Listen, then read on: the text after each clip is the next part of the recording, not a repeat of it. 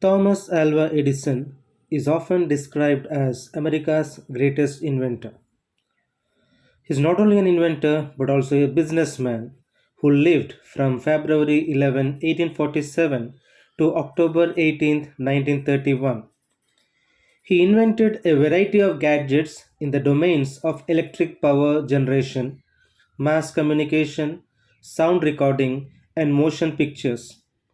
The phonograph, motion picture camera, and early versions of the electric light bulb are among the inventions that have had a significant impact on the modern industrialized world.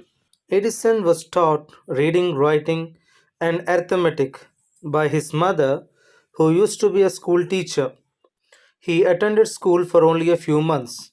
However, one biographer described him as a very curious child who learned most things by reading on his own.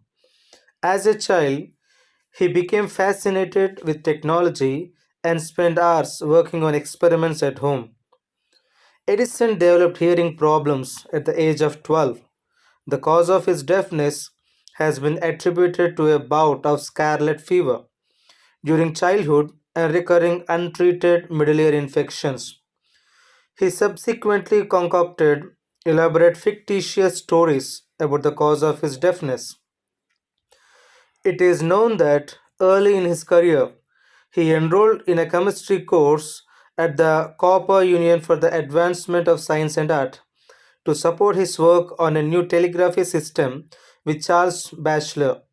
This appears to have been his only enrollment in courses at an institution of higher learning. Thomas Edison began his career selling candies, newspapers, and vegetables on the train running from Port Huron to Detroit. He turned a $50 a week profit by age 13, most of which went to buy equipment for electrical and chemical experiments. He became a telegraph operator after he saved 3-year-old Jimmy Mazzini from being struck by a runaway train. Jimmy's father, station agent J.U. Mazzini of Mount Clemens, Michigan, was so grateful that he trained Edison as a telegraph operator. Edison's first telegraphy job away from Port Huron was at Stratford Junction, Ontario, on the Grand Trunk Railway. He was held responsible for a near collision. He also studied qualitative analysis and conducted chemical experiments on the train until he left the job. Thomas Edison was not successful in inventing the bulb initially.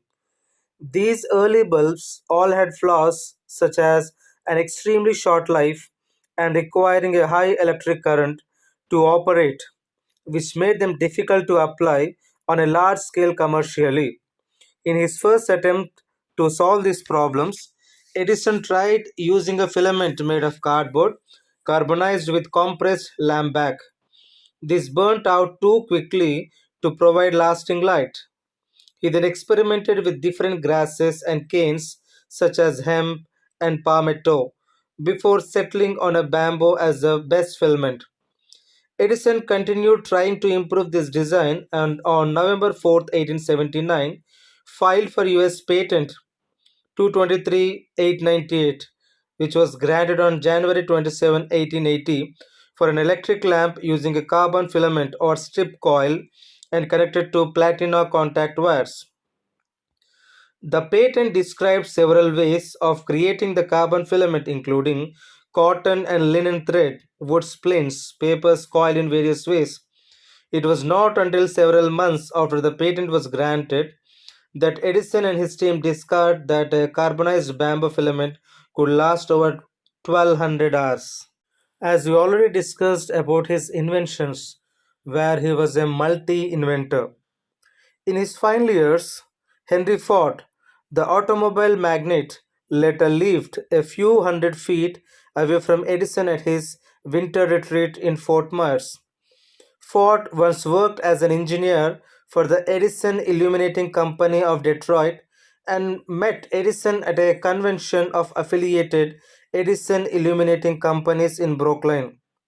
Edison was impressed with Ford's internal combustion engine automobile and encouraged its development. In 1928, Edison joined the Fort Myers CV10 Club. He believed strongly in the organization, writing that the CV10 Club is doing this big things for the community, state, and the nation. The fleet of cars would serve commuters in northern New Jersey for the next 54 years until their retirement in 1984. A plaque commemorating Edison's inaugural ride can be seen today in the waiting room of Lackawanna Terminal in Hoboken, which is presently operating by New Jersey Transit. Edison became the owner of his Milan, Ohio birthplace in 1906. On his last visit in 1923, he was reportedly shocked to find his old home still lit by lamps and candles. Finally, Edison died of complications of diabetes on October 18, 1931, in his home Glenmont in Levin Park in West Orange, New Jersey, which he had purchased in 1886 as a wedding gift for Mina, Reverend Stephen J. Herban. Edison's last breath is reportedly contained in a test tube at the Henry Ford Museum near Detroit. Ford reportedly convinced Charles Edison to seal a test tube of air in the inventor's room shortly after his death as a memento. A plaster death mask and cast of Edison's hands were also made. Maynard died in 1947. Thank you.